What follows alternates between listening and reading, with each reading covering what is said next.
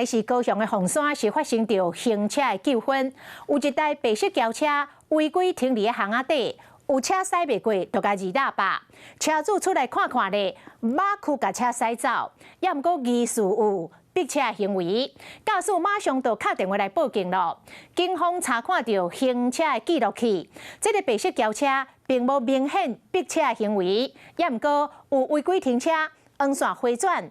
这个佫连续跨过2个车道，这拢会使甲开罚单。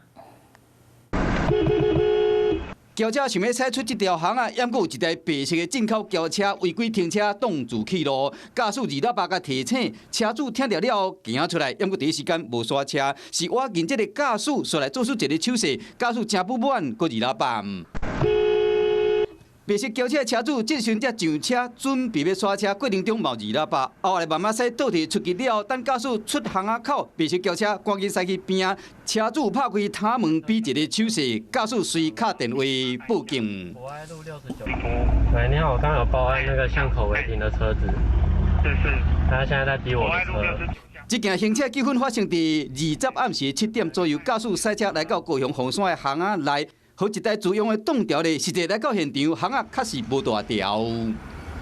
那踩开了就看入来。邻居的汽车骑进来的时候就比较不太方便。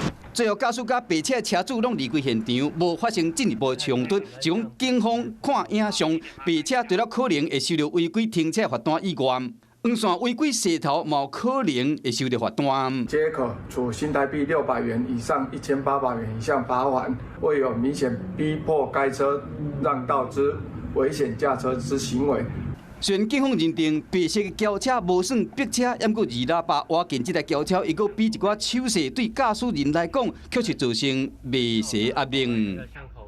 你好，我是宋彦明。想掌握最及时的新闻资讯吗？赶紧订阅、按赞、开启小铃铛，锁定华视新闻 YouTube 频道。